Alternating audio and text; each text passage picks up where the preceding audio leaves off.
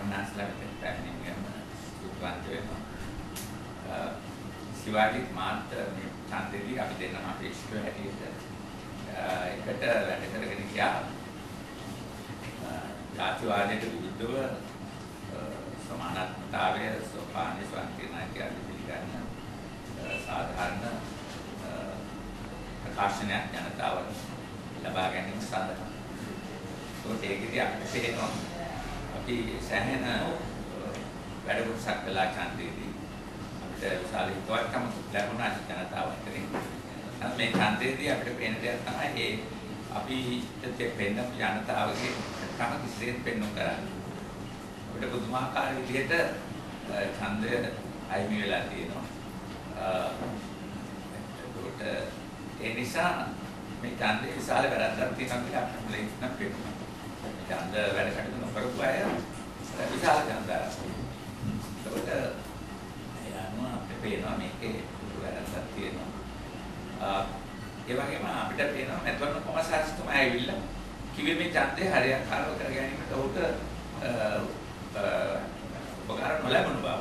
ශාල පීඩනයක්, ශාල තර්ජනයක්, ජීවිතේ අනතුරක් වෙන ස්වභාවයක් තුලයි මේක පැවතුනේ කෙනෙක් යටතේ ඉඳාම ඔහුගේ ඒ ආපු පණිවිඩය තමයි ඔහු කතාවේ මේ ඡන්දේ බාර ගන්න එපා කියන්නේ. අජේ නිලධාරියෙක් කියනවා නම් මට ජීවිතේට අනතුරක් සහිත ශාල පීඩනයක් ඇතිවෙයි. ශාල බාධා කිරීම යටතේ තමයි මේක කරන්න ඕනේ කියලා අපිට යම්කිසි ප්‍රතිඵලයක් නිකුත් කරනවා නම් ඒකේ අදහස් තමයි.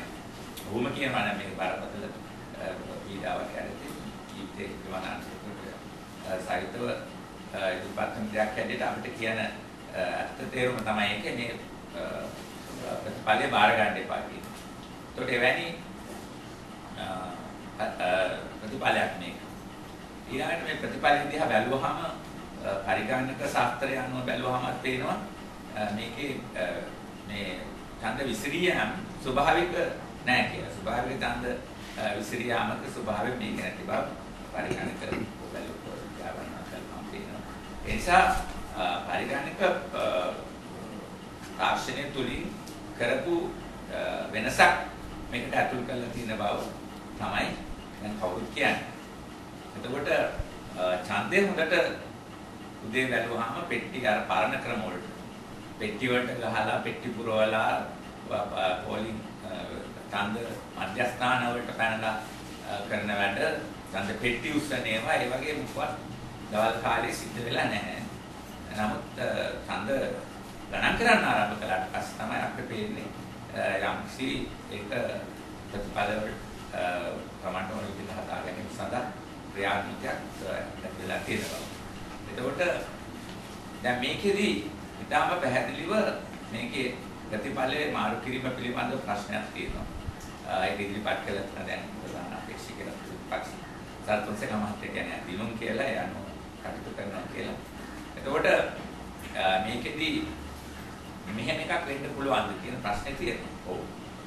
පුළුවන්. ලේසියෙන් මේ වගේ පරිගණක භාවිතා වෙනකොට ඒකක් කරන්න පුළුවන්. නමුත් දැන් මේකේ සාක්ෂියක් තියෙනවා නම් තියෙන්නේ ඒ ඡන්ද ගණන් කරන මධ්‍යස්ථාන වල හිටපු නියෝජිතයන් ඔක්කොමලට ලැබිලා තියෙන තමන්ට ලැබිලා තියෙන ඒ ඒගොල්ලෝ දුන්න ප්‍රතිඵල අවසාන විකෘත ප්‍රතිඵල අතර තියෙන ගැටුම තමයි මේකේ පළවෙනි සාධකය වෙන්නේ මේක ගැන සාක්ෂියක් හැටියට ඒ නිසා ඒක අපි හිතනවා සම්සල් මාත්‍ය ඇතුළේ ඒ විදිය ඒ තියෙන විරුද්ධතාවයන් ඒකේ වෙනම කරන්න කටයුතු කරයි කියන. එතකොට ඊළඟට අපිට පේනවා දැන් මේකේ සැලසුම නම් එළියේ පේනවා. මොකද රාත්‍රිය වෙනකොට ඒගොල්ලෝ විරුද්ධ පක්ෂ කුමන්ත්‍රණයක් කරන්න යනවා කියලා මහා ගෝසාවක් කළා. ඒකට විරුද්ධව කටයුතු කරනවා කියලා සැලසුමක් ක්‍රියාත් කළා. අන්තනම අවේරතා රාශියක් ඇති කළා තමයි ඡන්ද ප්‍රතිඵලය නිකුත් කිරීමට කටයුතු කළේ.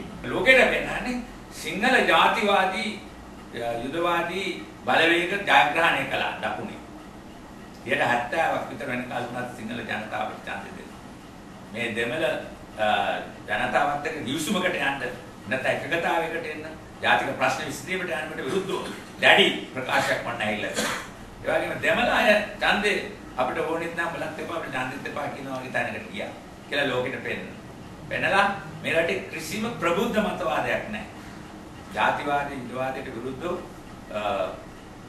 නිදහස ප්‍රජාතන්ත්‍රවාදය ආරක්ෂා කරන මතවාදයක් නැහැ. ඒ අනුව අපිව බිඳුවට බසලා තියෙනවා. අපි දෙන්නටම බොහොම පල්ලෙහාට නැති. සමහර හිතා ගන්න බැරි විදිහට අපේ ඡන්ද විනාශ කරලා දාලා තියෙනවා. ඒතකොට මේ විදිහේ පිටුරයන් ලෝකෙට පෙන්වන්න තමයි මේක තියෙන්නේ. මේක මම කියනවා මේක තමයි ඊටාම දරුණුම දේශද්‍රෝහී ක්‍රියාව. මේ රට ප්‍රබුද්ධත්වයක් නැති ජාතිවාදී සිංහල ජාතිවාදයට රජ කරන දෙමළ ජනතාව අසරණ වෙලා කසිගත් කරගන්න දෙයන්න රටක් කියලා පෙන්වීම තමයි ඊටාම දරුණුම දේශද්‍රෝහී ක්‍රියාව මේ ආණ්ඩුව කළා තියෙන්නේ. එතකොට මේක කළා තියෙන්නේ මේ විදිහට රාත්‍රී කාලයේ කරදරට සලසුම. මේ වගේ කුමන්ත්‍රණයකට මාක්ස්වාදයේ කියනවා බ්ලැන්කුයි කුමන්ත්‍රණයක් කියලා. මේ විදිහට නිලධාරී පිරිසක් තාක්ෂණ වේදීන් පිරිසක් සංවිධානය කරගෙන යම්කිසි ඉහළ මට්ටමකින් දියත් කරන කුමන්ත්‍රණයක් තුළින් බලය පැහැර ගැනීම. ඒතර මේක නූතන තාක්ෂණය පාවිච්චි කරපු බ්ලැන්කුයි කුමන්ත්‍රණයක් බවට පත් වෙලා තියෙනවා. එවැනි ලෝකයේ මම හිතන්නේ පළවෙනි වතාවට මේ වගේ යත් වෙලා තියෙනවා.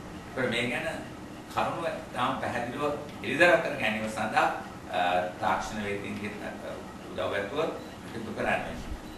දැන් මේකෙදි දැනට අපි සන්තෝෂයි මේ අනිත් විරුද්ධ පක්ෂවල නායකයෝ විශේෂයෙන්ම සරත් ෆොන්සේකා මහත්තයා ඇතුළු අනිත් කට්ටිය ප්‍රකාශ කළා තියෙනවා. මේ විදිහේ රාත්‍රී කුමන්ත්‍රණයක් නිශාචර කුමන්ත්‍රණ රාත්‍රී සිදු වෙලා තියෙනවා කියන්නේ. දවල් නෙවෙයි දවල් බැලුවාම ප්‍රශ්නයක් නැහැ. නමුත් දවල් වෙච්ච දේකුත් තියෙනවා. ඒ තමයි උතුරේ නැගෙනහිර දෙමළ ජනතාව බිය වැඩි. බෝම්බ ගහලා පාරවල් දීලා ඒගොල්ලන් පොලිං වල ඉන්නකොට පින්තූර ගන්නවා. ඡන්ද දෙන්න අය පින්තූර ගන්නවා.